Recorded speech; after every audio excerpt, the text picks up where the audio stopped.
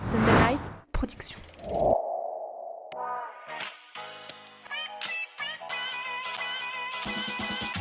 Bienvenue sur le podcast Dans la tête d'un coureur, l'émission de toutes celles et ceux qui aiment courir. Trail, route, piste ou encore triathlon, chaque lundi, venez améliorer vos connaissances sur l'entraînement, l'alimentation et la préparation mentale du coureur tout en vous amusant. Bonne écoute. Bonjour à toutes et à tous et bienvenue dans ce nouvel épisode de Dans la tête d'un coureur, enregistré en direct du mythique marathon du Mont Blanc à Chamonix, et j'ai la chance d'avoir avec moi Thibaut Barognan, deuxième du 90 km du marathon du Mont Blanc et l'un des meilleurs trailers français. Salut Thibaut. Salut à tous. Comment ça va ? Fatigué. Sans blague. Ouais, là, les 3 petites nuits, plus la course, plus le suivi, j'étais dans le canapé juste avant de venir, j'ai eu du mal à m'en sortir. Ah bah écoute, merci d'avoir bougé de ton canapé pour venir jusqu'ici. Avec plaisir. On est flattés. Tu viens de dire que tu as fait le suivi. Alors on reviendra sur le 90 km après, forcément quand même, avec cette belle deuxième place. Le 42 km là vient de prendre fin. Enfin, il continue d'ailleurs encore un petit peu. Tu étais dessus et pas pour le courir. On va pas faire le 90 et le 42 non plus. Mais pour faire le suivi de course de Rémi Bonnet, qui fait partie de la team Salomon comme toi. Est-ce que tu peux nous raconter un petit peu pourquoi tu as fait le suivi ? C'est toi qui a décidé de le faire ? Comment ça s'est passé, tout ça ? Ouais, l'idée c'était de passer un petit peu de l'autre côté de la barrière aussi et puis d'aller aider les copains. Mais il y avait Rémi, mais en fait il y avait toute l'équipe. Il y avait aussi Bart et Marcin, les deux Polonais. Et puis Sofia et Kathleen à ravitailler. Donc on avait 2 points à faire au Tour et à Valorcine. Et puis c'est toujours sympa d'être encouragé et ravitaillé par les copains. Donc Rémi l'a déjà fait pour nous. Et puis c'est juste normal pour moi en tout cas de s'impliquer dans pas la stratégie, mais on va dire dans la vie du groupe et puis d'aller aider l'équipe. C'est vrai que là vous êtes tous ensemble dans un chalet.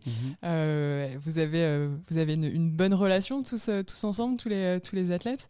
Ouais, c'est vrai qu'on a une équipe là on a une belle équipe et qui est là depuis un bon moment. Sophia et Kathleen sont peut-être les 2 plus récentes, les 2 recrues les plus récentes, mais avec Rémi, ça fait quand même quelques années qu'on partage la chambre sur les Golden Trail Series et puis qu'on se voit aussi en dehors. Donc, vous connaissez bien. Ouais. Et puis, voilà, ça fait un moment. On a nos petites habitudes, on sait que on s'entend bien, on a les mêmes rythmes, donc c'est très cool de partager ça et que ce soit lui qui fasse mes ravitaux ou l'inverse, on a confiance et puis on sait qu'on aura aussi les bons réflexes au bon moment parce que on connaît le coureur. Donc c'est toujours rassurant quand tu arrives au ravito de savoir que le coureur il va être là, il va faire les bons gestes et que ça va bien se passer. Ce sera bien fait. Ouais. On a fait tomber une flasque quand même aujourd'hui. Oh là là. Zut. Bon, on peut revenir aussi un petit peu sur ta course, forcément. Donc, le 90 km, tu finis 2e en 11h02-20 derrière le russe Dimitri Mityaev en 10h44-14. Est-ce que c'était l'objectif que tu t'étais fixé ? Est-ce qu'il y avait un objectif d'ailleurs ? Ouais, l'objectif, il était d'aller chercher le podium. Après, l'objectif, on va dire, premier, c'était de réussir une course pleine et puis de valider un peu ce qu'on avait fait sur la prépa. Après, que ce soit 2e, 4e au fight ou premier, voilà, forcément qu'on a tout le temps envie de monter sur le podium et plus quand on est à Chamonix, mais voilà, l'idée première c'était quand même de valider la préparation et puis d'anticiper aussi l'UTMB et comme j'ai pas beaucoup d'expérience sur ces formats-là, c'était d'engranger de l'expérience en premier. Justement, donc tu dis que tu n'avais pas beaucoup d'expérience sur ces formats-là. Tu nous disais dans une vidéo qu'on a enregistrée il y a quelques jours que tu avais aménagé ton calendrier justement pour te concentrer sur l'ultra. Qu'est-ce que ça a changé dans ta préparation de ce changement-là, justement ? Cet hiver, je me suis vraiment pas forcé à mettre les baskets, donc je l'ai fait un peu au feeling et j'ai essayé de skier au max et puis d'engranger des heures, mais voilà, sans trop me prendre la tête. Et puis après, c'était de se dire, on se donne 3 objectifs dans l'année. Le premier qui était à Transvulcania, et puis avant, je fais juste une petite course de prépa, et surtout les 3 grandes courses, c'est des ultras, et je prépare que ça. Et c'est surtout le plus grand changement avec avant. C'est qu'avant, je faisais un peu de distance courte. Et puis en fin d'année, je laissais un peu de place pour le long. Mais entre la fatigue, le manque de prépa, c'était toujours un peu compliqué. Et là, l'idée, c'était vraiment de se donner à fond pour ces 3-là. Et ça laisse plus de place aux heures dehors, hein, on va dire. Je fais un peu moins d'intensité et plus d'heures sur le terrain, que ce soit à vélo, à ski cet hiver et puis à pied, évidemment. Mais voilà, il n'y a pas de grand bouleversement en soi, mais j'ai fait plus d'heures dehors et c'était pas pour me déplaire. Est-ce que ce changement aussi, ça a amené d'autres changements ? Je pense par exemple à la nutrition. Est-ce que tu as revu globalement, même ton matériel par exemple, le type de chaussures que tu utilises, etc. Est-ce que ça a impacté d'autres choses ? Ouais, c'est sûr qu'il faut penser un peu différemment que quand tu as 3h30 ou 4 heures de course, que ce soit une nutrition en course ou même avant, parce que mon facteur limitant là, ces derniers ultras, c'était quand même des problèmes intestinaux, abdominaux. Et du coup, à Transvulcania, c'est pour ça que ça n'a pas très bien marché. Donc, on a essayé de mettre des choses en place. Donc, c'est sûr que ça me pousse en fait à aller chercher des leviers que je laissais peut-être un peu de côté sur les marathons, qui me limitaient beaucoup moins, ou voire pas du tout. Donc, déjà, ça a été un changement qu'on ne voit pas du tout finalement, parce que c'est juste moi au quotidien. C'est pas sur Strava quoi. Et tu pourrais le mettre, mais ça serait un peu bizarre. Appris, temps de probiotiques. Et puis après, oui, c'est sûr qu'au niveau du matériel, c'est pas le même matos aussi. Donc, l'entraînement, tu fais pour charger ton sac, pour voir si tu préfères les bâtons dans un carquois, dans une ceinture. Quand il pleut, avec quoi tu es le plus à l'aise, si tu veux les bâtons, pas les bâtons, des dragons, des gantelets, s'il faut mettre les gants, etc. Donc c'est sûr que tu penses un peu différemment, mais c'est cool justement, parce que tu as d'autres facteurs qui vont influencer la performance et tu as d'autres facteurs à gérer. Donc c'est d'autant plus sympa, on va dire, à courir. Tu avais besoin de cette évolution, de passer, parce que c'est vrai que tu es un grand connaisseur du 42 ici. Tu avais besoin de nouveaux challenges, d'une nouvelle dynamique ? Ouais, je pense. Je pense que c'était assez naturel, mon envie en tout cas, d'aller allonger la distance, parce que j'avais fait un peu le tour de ce que je pouvais ressentir, des courses que j'avais découvertes, des courses qui au début me donnaient vraiment envie et qui au fur et à mesure du temps, comme ici, comme tu dis, je l'ai fait 10 fois. Bon, quand j'ai vu ce matin, j'étais très bien au bord du chemin et je n'avais pas envie d'être à leur place.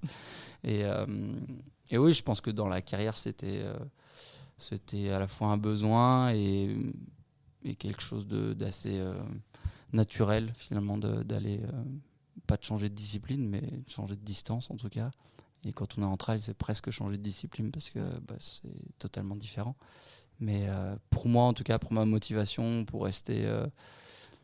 pour garder la flamme, on va dire. Même si j'arrive encore à être très performant sur les formats courts, je prends moins de plaisir à les préparer surtout, et je pense que c'est important. Ouais, c'était une évolution nécessaire.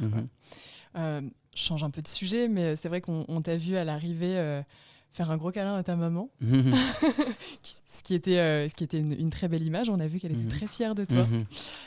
Est-ce que cet aspect familial aussi, c'est quelque chose qui est important, toi, dans ta carrière ?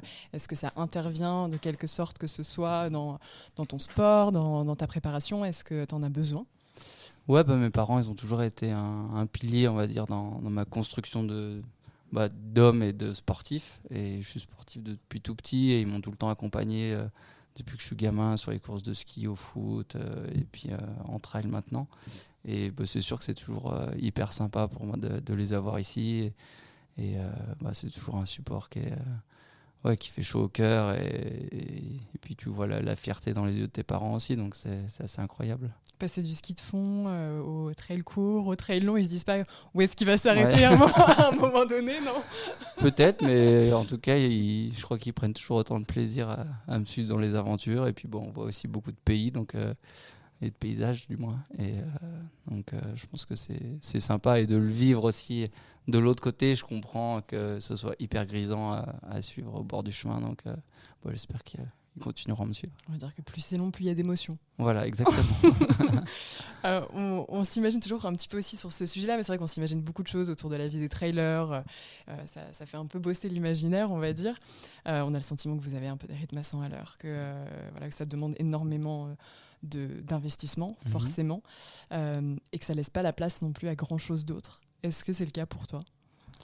Si, je pense qu'il y a de la place pour tout, quand tu le veux. C'est une question d'équilibre. Après, c'est sûr qu'aujourd'hui, vu le niveau qui est demandé sur les courses, Ça demande d'être rigoureux et d'avoir vraiment une approche de haut niveau, même si on reste un sport amateur entre guillemets, non olympique, mais en tout cas si aujourd'hui tu veux gagner des courses, il faut faire le travail, mais après en fait c'est un peu par période, des fois tu as du temps pour faire plein de choses et puis des fois tu as beaucoup moins de temps et tu es beaucoup plus focus sur ce que tu dois faire à l'entraînement, mais justement il faut profiter des périodes un peu plus creuses pour sortir un peu de la routine entre guillemets et puis de profiter des opportunités qu'il y a autour. On a la chance quand on est athlète pro de ne pas mettre de réveil le matin tous les jours, puis d'avoir des opportunités en pleine semaine ou de pouvoir bouger un peu quand on veut, donc on va pas se plaindre. Tu te permets quand même de faire d'autres choses que du sport, j'ai envie de dire, mais parce que c'est vrai que tu viens du milieu du ski de fond, c'est quelque chose qui est quand même toujours très présent aussi, j'imagine, même si ça reste du sport en l'occurrence. Mais... Oui, ski de fond, le vélo aussi j'adore, et puis oui, mais le sport ça fait partie de ma vie, c'est une philosophie de vie et je fais pas que du sport pour la compétition et pour la performance, donc imaginez un mois sans sport, je peux le faire vraiment à la fin de saison quand j'en peux plus et que je veux plus voir mes baskets, mais sinon c'est quand même ancré dans ma vie et évidemment que je me laisse la place pour autre chose, mais voilà, c'est quand même au cœur de ma vie. Tu dis que c'est important, j'ai lu une interview de toi où tu disais il y a 2 ans que tu avais envie de mettre des étoiles dans les yeux des gens et de leur donner envie de courir, de découvrir des zones, de pousser les gens à se faire plaisir justement. Est-ce que cette passion, est-ce que c'est une volonté aussi de la diffuser autour de toi, aux gens de ta famille justement, on en parlait, à ton entourage, c'est quelque chose qui te tient à cœur? Ouais, je pense que c'est quelque chose qui me motive en fait à continuer. Et puis c'est une de mes valeurs piliers, phares, on va dire, c'est le partage, quoi. Si je fais tout ça, c'est pour le partager, que ce soit avec les proches, avec les copains du team, avec juste des copains qui courent au sein du peloton, on va faire la même course, on partage le week-end et voilà, on passe des bons moments de vie en fait. Et puis Théo Détienne là m'envoyait un petit message et me disait c'était un pur kiff de courir avec toi, un pur moment de vie. Puis en fait c'est ça qu'on vient chercher au-delà de la performance. Et c'est ça qu'on a envie de retrouver et qu'on continue de faire à notre niveau, mais comme tout le monde en fait, on est peut-être au plus haut niveau, mais on prend le même plaisir que tout le monde, peut-être pas la même intensité, mais on recherche certainement les mêmes choses. C'est important aussi de garder cette notion entre guillemets d'amateurisme, parce que toi tu es au plus haut niveau, mais la course à pied, il faut bien commencer aussi à un moment donné et de pouvoir transmettre ça aux personnes qui potentiellement ne courent pas du tout, qui ont envie de le faire et d'englober tout le monde, entre guillemets. Ouais, c'est ça. Moi quand je cours et que les gens m'encouragent et m'envoient des petits messages pour me dire je suis trop content, tu me donnes envie de courir, en fait c'est ça que je veux transmettre. C'est donner envie aux gens d'aller dehors, de découvrir la nature, de sortir les sentiers battus et puis de se rendre compte qu'on n'a pas besoin d'aller très loin, de faire très longtemps pour être en pleine nature, pour se faire plaisir et pour ressentir des choses qu'on n'a pas forcément si on ne le fait pas. Je crois d'ailleurs que tu as eu des projets au Cap-Vert, un peu dans cette volonté aussi de partage et d'être utile vis-à-vis des autres. Ouais. Oui, on a fait plusieurs projets en lien avec les écoles et sensibiliser à la pollution plastique. Et on a amené pas mal de fournitures scolaires dans les écoles du Cap-Vert. Et puis tous les ans, on amène un groupe d'une quinzaine de personnes découvrir notre sport sur une île au Cap-Vert et puis surtout découvrir la culture locale et puis de voir que il y a des gens qui vivent pas forcément comme nous et que quand on rentre ici, on relativise. Il faut savoir profiter de la chance qu'on a. Exactement. Qu'est-ce que tu ambitionnes? Alors c'est une question un peu globale, mais qu'est-ce que tu ambitionnes avec le trail en fait justement? Est-ce que c'est purement sportif? Est-ce que tu as des ambitions effectivement de réussir telle ou telle course, de te placer sur telle ou telle course? Ou ce projet trail, si je puis dire, il va bien au-delà de ça encore? Ouais, je sais pas si j'y ai déjà réfléchi, mais en tout cas, c'est sûr qu'il y a j'ai des exigences sportives et j'ai des rêves sportifs. L'UTMB, quand j'ai eu mon entretien pour rentrer chez Salomon en septembre 2011, on m'avait demandé quelle course je rêvais de faire et sur mon papier il y avait la CCC et l'UTMB.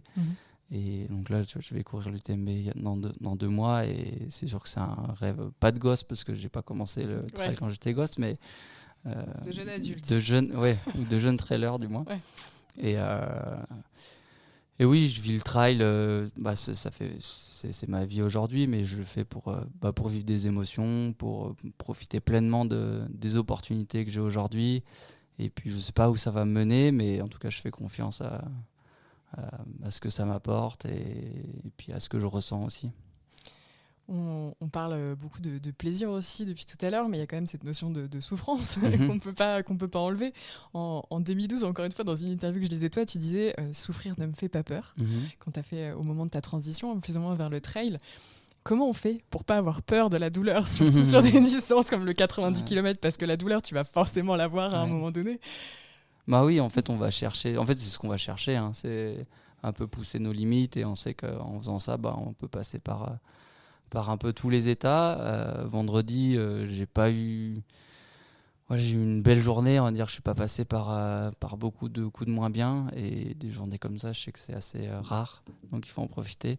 Et non, c'est quelque chose que j'affectionne particulièrement, en fait, d'aller pousser son corps le plus loin possible, alors que ce soit sur des formats courts ou ces formats longs. Alors c'est pas du tout les mêmes ressentis.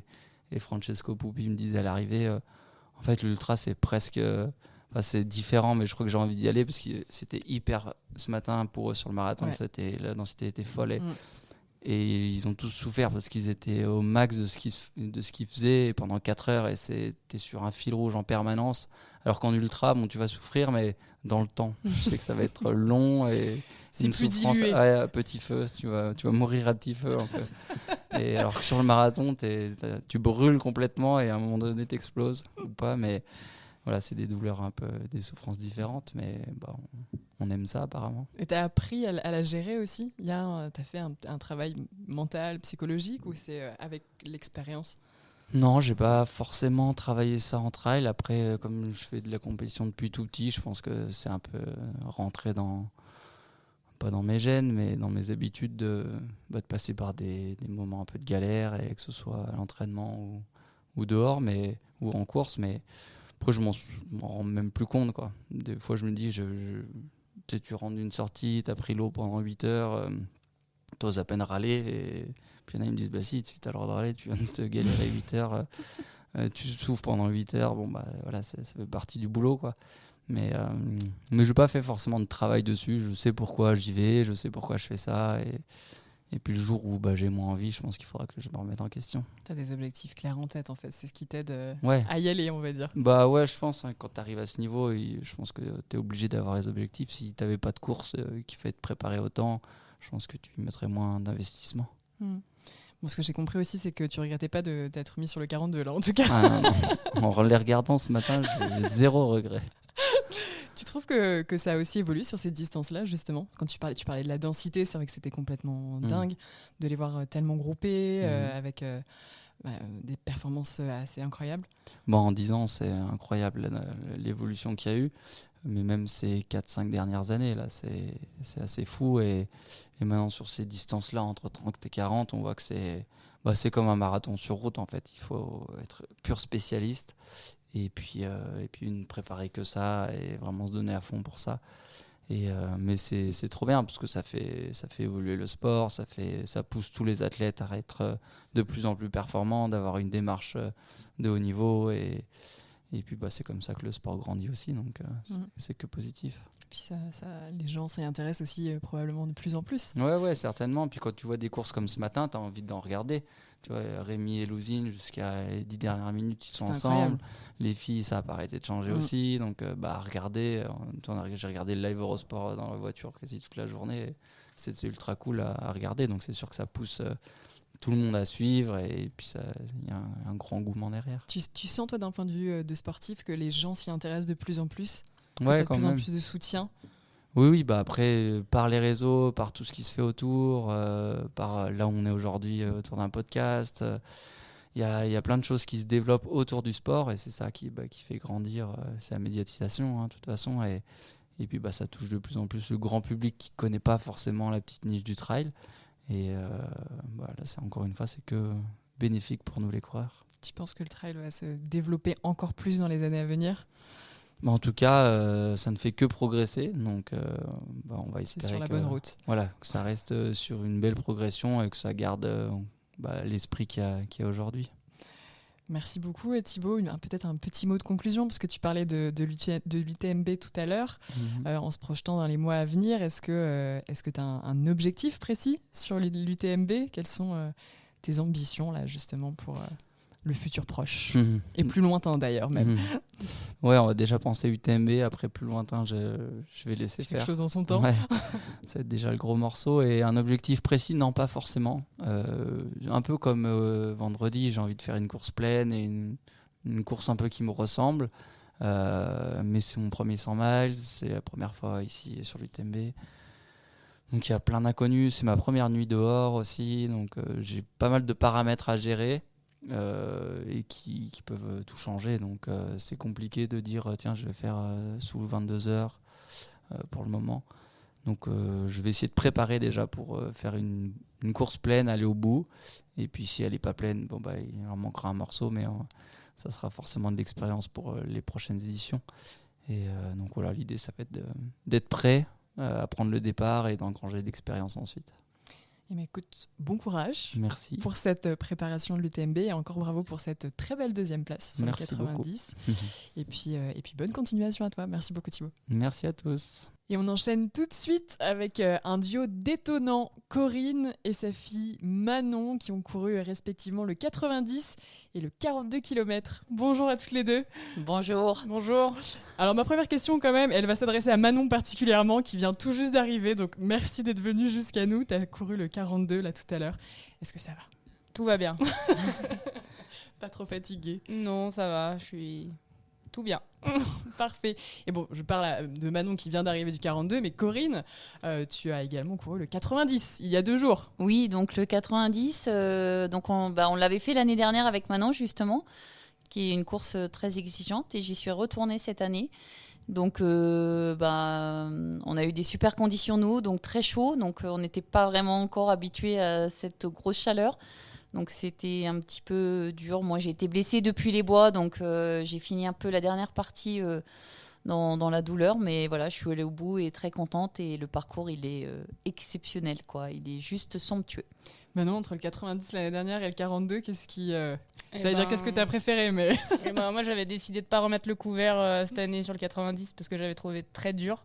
J'étais contente de l'avoir terminé. Et du coup, je m'étais dit pourquoi pas retourner sur une plus courte distance, donc le 42. Et j'en ai vraiment chié aussi aujourd'hui.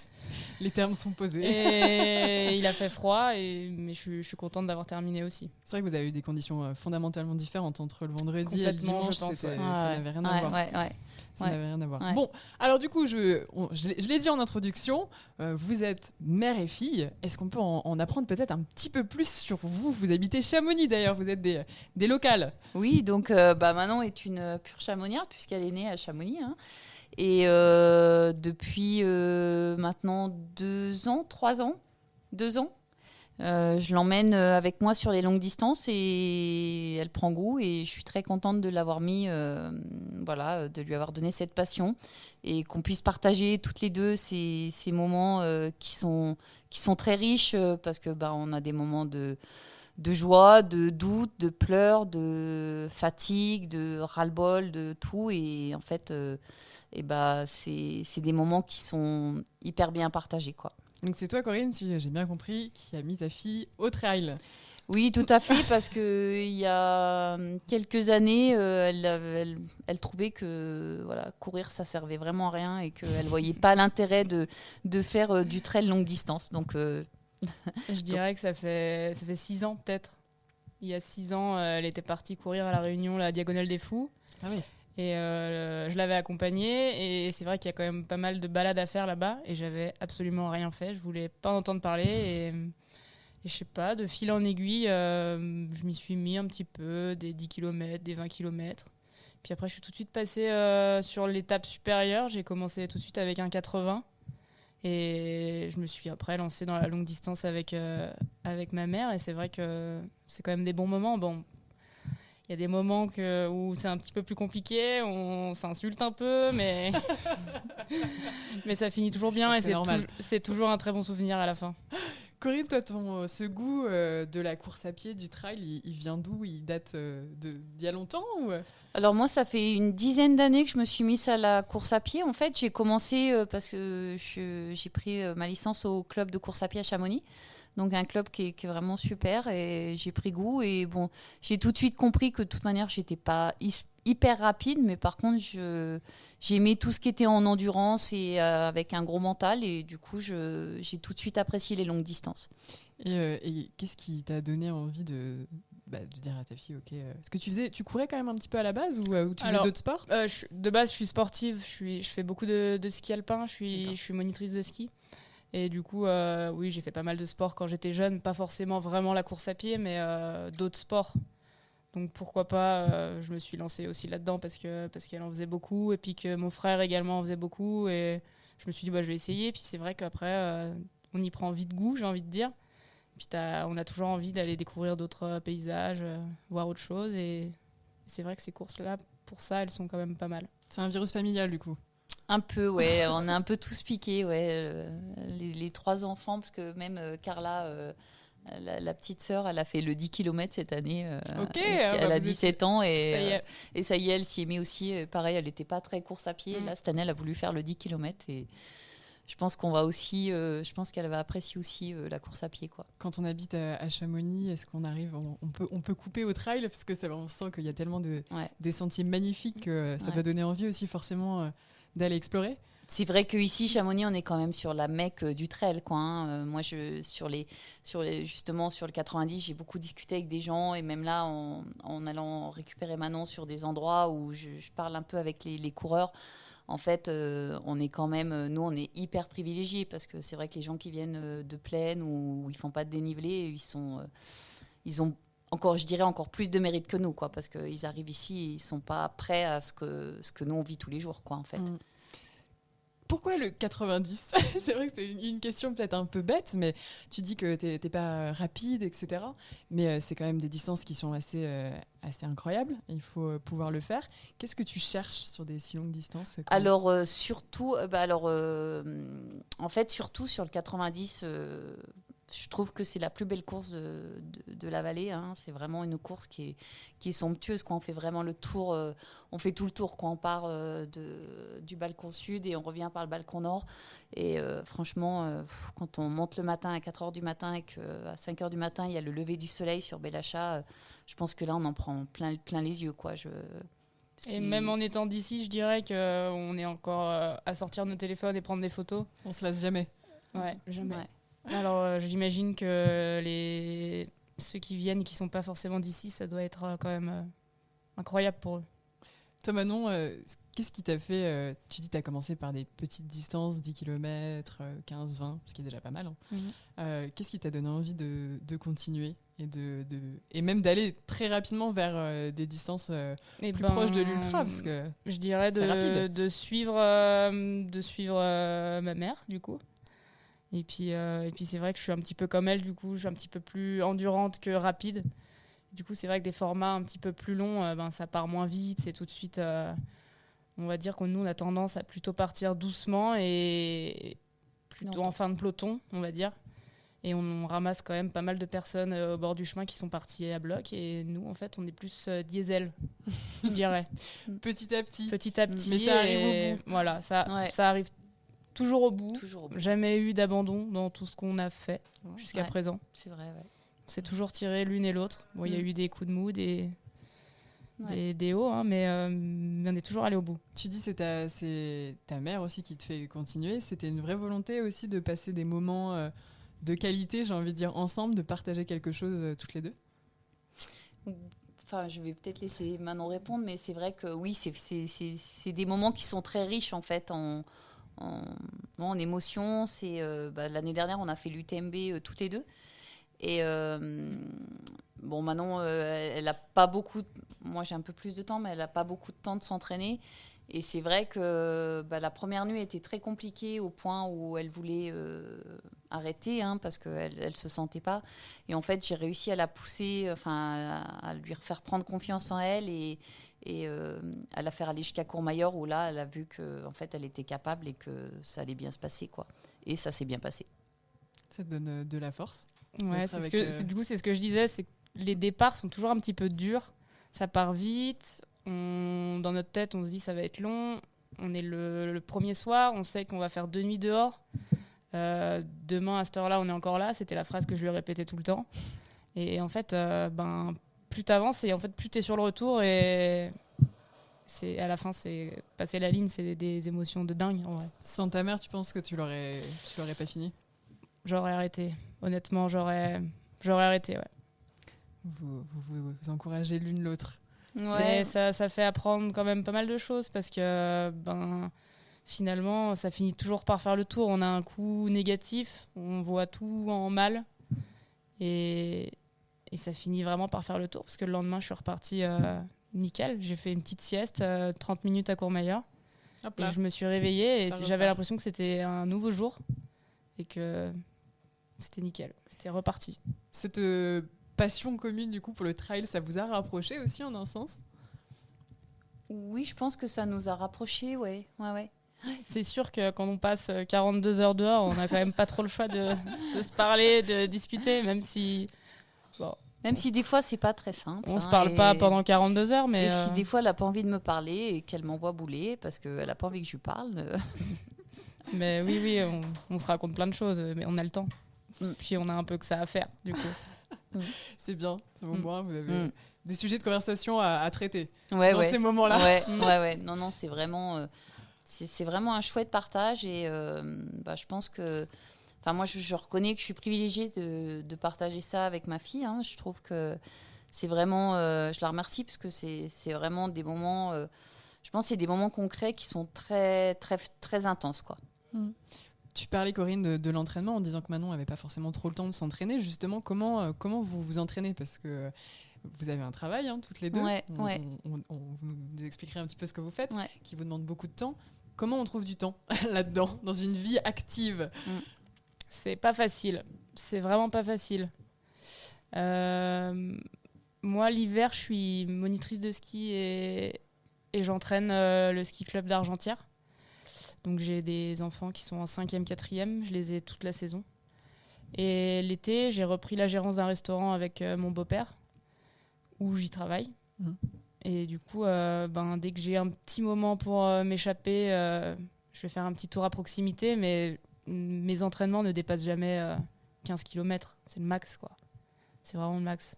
Et après, sur un jour de congé, pourquoi pas envisager une plus longue sortie, mais c'est vrai que c'est quand même très rare. Et on s'entraîne quand même pas beaucoup ensemble. Ça, faut le dire. Ouais, on s'entraîne pas beaucoup ensemble. Alors moi, c'est vrai que moi, je travaille dans l'immobilier. Je travaille beaucoup aussi. Et moi, avant, je m'entraînais un peu le soir, mais c'est vrai que le soir, je reste tard au bureau. Et du coup, maintenant, je m'impose vraiment à aller m'entraîner le midi. Donc Manon, midi, pour elle, c'est impossible à venir puisqu'elle est au restaurant ou en ski avec les petits l'hiver, enfin avec ses jeunes. Donc du coup, moi, j'ai un peu plus... c'est sûr, j'ai beaucoup plus d'entraînement que Manon. Et puis bon, moi aussi, j'ai 54 ans et je suis un peu vieille quand même, donc il faut que je m'entraîne, quoi. Avec l'âge, justement. Ouais. Avec l'âge, on a surtout l'endurance et surtout le mental. Et ça, je pense que sur de la longue distance, ce qui va vraiment primer, alors certes, il faut de l'entraînement, hein, je ne vais pas dire qu'il ne faut pas s'entraîner, mais je pense que le mental, il a franchement un rôle hyper important, quoi, parce que c'est ce qui permet de tenir, quoi. Et tu parles du mental, c'est intéressant, parce que du coup, quand on ne peut pas vraiment s'entraîner, tu le dis Manon, tu ne peux pas courir. Tu peux pas faire des sorties plus longues que 15 km. Quand on commence une course, quand on est sur la ligne de départ et qu'on sait qu'on n'a pas forcément l'entraînement qu'il faudrait, ça se gère comment, ça? Et ça ne te bloque pas justement aussi à te lancer sur des courses? Non, parce que justement, maintenant, les inscriptions, c'est quand même vachement à l'avance. Et en m'inscrivant, je me dis, allez, je me fixe, je vais devoir aller m'entraîner. Sauf que le temps passe très vite. Et c'est vrai qu'on a vite des moments où on se dit oh là là, ça va être un petit peu la galère. Mais sur la ligne de départ, je me suis jamais dit oh là là, je me suis pas entraînée, je vais jamais y arriver. Peut-être parce qu'elle était là pour me soutenir, je ne sais pas. Mais maintenant, avec on va dire ma petite expérience, on va dire de longue distance, je me rends vraiment de plus en plus compte que la tête, le mental, tout ce qui se passe au niveau du cerveau, ça a un rôle, mais primordial. Presque, je vais pas dire plus que l'entraînement, mais presque.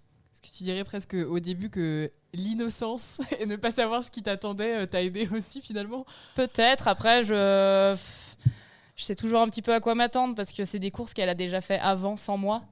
Donc j'ai déjà un petit peu son retour en général. Je sais que parfois elle me dit c'est des courses, ça pique ou des choses comme ça. Et du coup, je sais plus ou moins à quoi m'attendre. Mais si la tête ça va, en général derrière ça suit. Ouais, Honnêtement, c'est vraiment la bonne phrase, quoi. Si la tête va, derrière, ça suit. À moins d'avoir une blessure Voilà. ou d'avoir quelque chose qui se passe, quoi. Mais touche du bois, on n'a ouais. jamais trop eu de douleur au genou qui nous a fait arrêter quoi que ce soit, ou le dos, ou le... Mais si la tête va, Mais si la tête va, en général, ça va au bout. ça hein. va au bout. Hein. Parce qu'on parle de la tête, mais 90 km, faut quand même se les mettre dans les jambes. Ouais. On a forcément un coup de mou sur des distances comme ça, mais faut pas vouloir déchirer le dossard trop vite, et faut Ça continuer, et ça fait, au bout d'un moment, ça fait le tour. Ce que je disais tout à l'heure, ce qui m'est arrivé du coup l'année dernière sur l'UTMB, et ça finit par passer. Et comment justement vous choisissez vos courses aussi? Parce que vous avez cité plusieurs courses depuis tout à l'heure, vous en avez fait un certain nombre, Ouais. et des prestigieuses. Comment vous les choisissez? Alors, on les choisit déjà principalement. On prend un peu les courses de Chamonix, parce qu'on habite ici et on aime Chamonix. Et donc c'est un peu, on est à la maison, donc c'est un peu nos courses fétiches, un peu quelque part. Même si on les connaît et qu'on sait qu'elles sont exigeantes, mais on aime les faire. Et puis après, voilà, c'est toujours pareil, c'est le temps qui nous manque. On est allé courir. Moi, j'ai fait la Diagonale des Fous il y a quelques années. On est allé courir la Transvulcania l'année dernière. Ouais, on a fait une super. On a fait une très belle course aussi. Après, on essaye un peu de bouger, mais c'est vrai qu'avec nos plannings de professionnels et familles, voilà, c'est un peu plus difficile de partir sur des courses. Il faut vite partir une semaine et d'être disponible toutes les deux au même moment, c'est un peu plus compliqué. C'est pas trop frustrant? Vous aimeriez justement vous libérer plus de temps? Moi, j'aimerais vraiment beaucoup aller voir autre chose, aller voir d'autres. Ouais. Là, la Transvulcania qu'on a fait, c'était magnifique. C'est autre chose, c'est rien à voir avec ici. T'en prends plein les yeux et ça donne trop envie d'aller voir d'autres spots. Mais il faut trouver le temps et les dispos, on va dire. Ouais. C'est toujours un peu la même chose. Vous avez déjà un peu planifié des choses que vous souhaitez faire dans les mois à venir? Je pense qu'on terminera bien évidemment par retourner à La Réunion.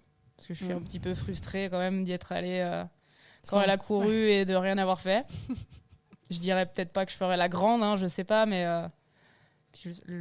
quand on ira, je ne sais pas non plus. Mais oui, il y a ça, il y a d'autres choses. T'as des idées exactement, toi? Oui, La Réunion, ça c'est sûr que mon rêve, c'est de les emmener à La Réunion et de faire une diagonale. Ce serait vraiment... Tous ensemble? Ouais, ce serait vraiment exceptionnel, quoi. Un souvenir gravé à tout jamais.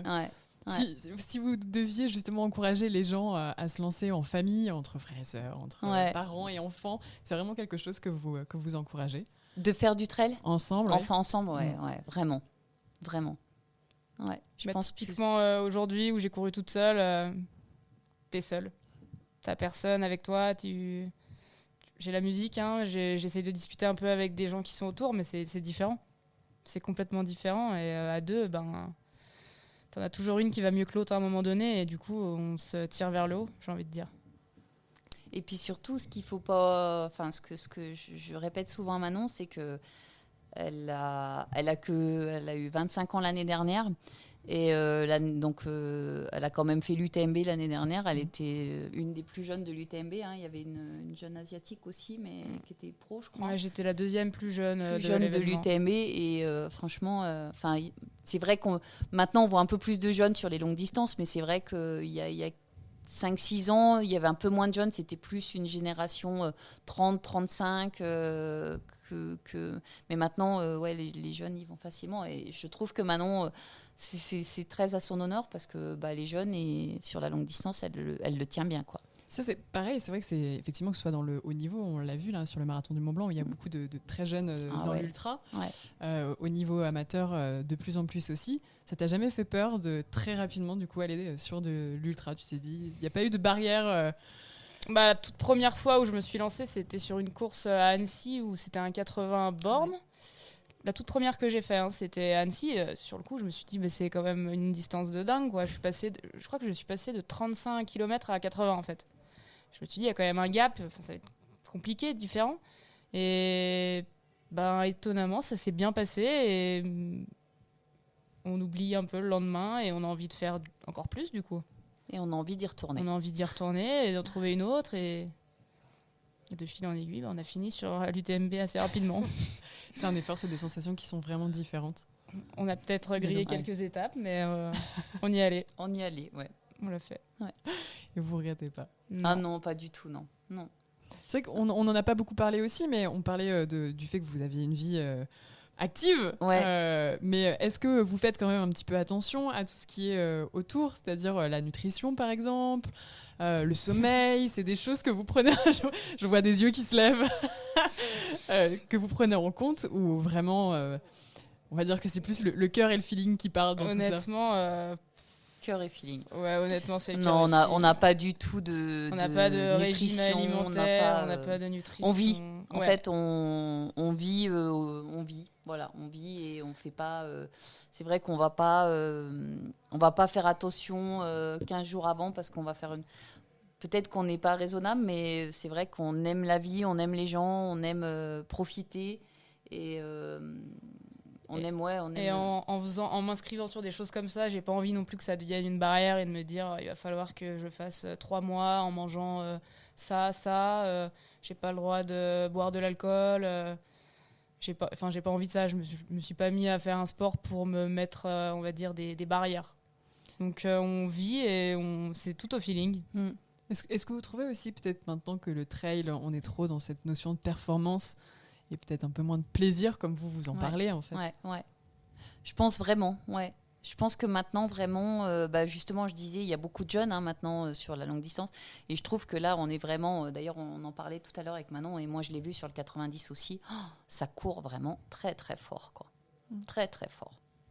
Toi, tu trouves aussi J'ai vu directement ce matin, au départ, là, quand on est parti, j'avais l'impression d'être plus ou moins bien, j'étais dans mon rythme habituel, mais je me faisais doubler, mais dans tous les sens.